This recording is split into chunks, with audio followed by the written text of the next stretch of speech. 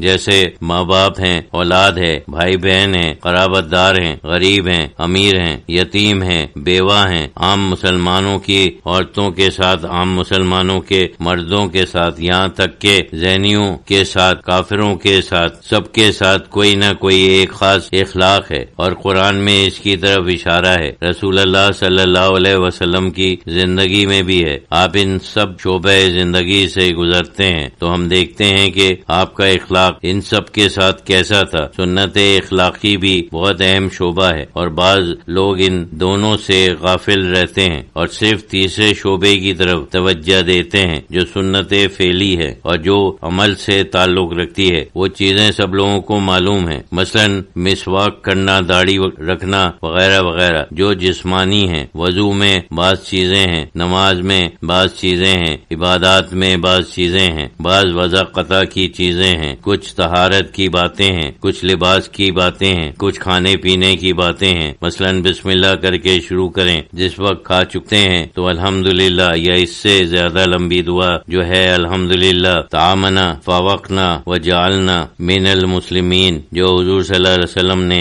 اپنے صحابیوں کو تعلیم فرمائی۔ اللہ کی حمد، جس نے ہمیں کھلایا پلایا، مسلمان بنایا۔ یہ سب سنت فعلی ہیں۔ عام آدمی کی نظر ظاہر کے اوپر ہے، کچھ انسان کی فطرت ہی کچھ ایسی ہے جو ظاہر دنیا میں ہے، تو کچھ ظاہر کی طرف رغبت ہوتی ہے۔ عام لوگوں کی نظر ان چیزوں کی طرف ذرا زیادہ ہے، لیکن اگر صرف یہ ظاہری چیزیں ہوں اور کیفی اور اخلاقی سنتیں نہ ہوں تو اس کی قدر بہت کم ہو جاتی ہے، بلکہ کچھ خالی قسم کی چیزیں ہیں۔ جیسے کوئی شخص نماز پڑھے اور اس کا دھیان اللہ کی طرف بالکل نہ ہو تو ظاہر ہے کہ نماز تو ادا کی ہے، لیکن اللہ کے ہاں اس کی قدر کیا ہے؟ ایک حدیث ہے کہ اس کی کوئی قدر نہیں ہے۔ اسی طرح روزے کے متعلق رسول اللہ صلی اللہ علیہ وسلم کا فرمان ہے کہ جو شخص روزے میں گالی دے اور لوگوں کو برا بھلا کہے، لوگوں کے ساتھ برا سلوک کرتا رہے، لوگوں کو مارتا رہے، یعنی ہر قسم کی بد اخلاقی برتے، تو اللہ تعالیٰ کو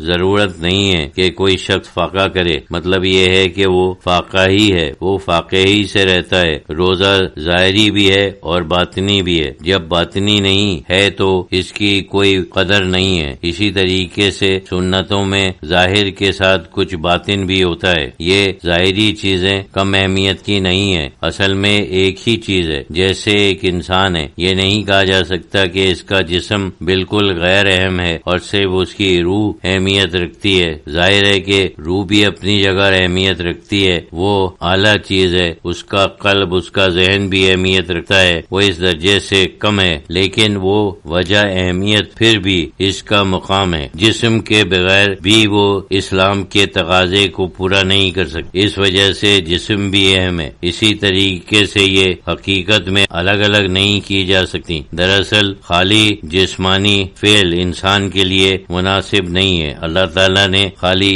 جسمانی افعال کے لیے ہمیں اس دنیا میں نہیں بھیجا ہے۔ ایسے افعال جو عقل، ذہن اور روحانی کیفیات کے تحت ہیں، جیسے ایمان، اللہ سے محبت اور اللہ سے ڈر ہے، یہ سب چیزیں اگر موجود ہوں اور اگر انہی کیفیات کے تحت ہیں ہم عمل کریں تو یہ عمل کسی قدر کا عمل ہے، ورنہ تو یہ خالی افعال ہیں۔ اس میں صاف طور پر رسول کریم صلی اللہ علیہ وسلم کا بہت اہم فرمان ہے جو متفق عالیہ حدیثوں میں سے ہے۔ آپ نے فرمایا کہ اللہ تعالیٰ تمہاری صورتوں کو، تمہارے جسموں کو اور تمہارے اعمال کو، ایک روایت میں ہے کہ اعمال کا لفظ بھی آتا ہے، نہیں دیکھتا بلکہ تمہارے قلوب کو دیکھتا ہے، صرف تمہارے دل کو دیکھتا ہے، یعنی اعمال بھی نہیں دیکھتا بلکہ دل کو دیکھتا ہے۔ مشہور ہے انما اعمال بالنیات، کہ عمل نیت کے مطابق ہے، اگر نیت نہ ہو تو عمل بیکار ہے۔ مطلب تو یہی ہے، عمل تو کئی قسم کے ہیں۔ اگر لوگوں کو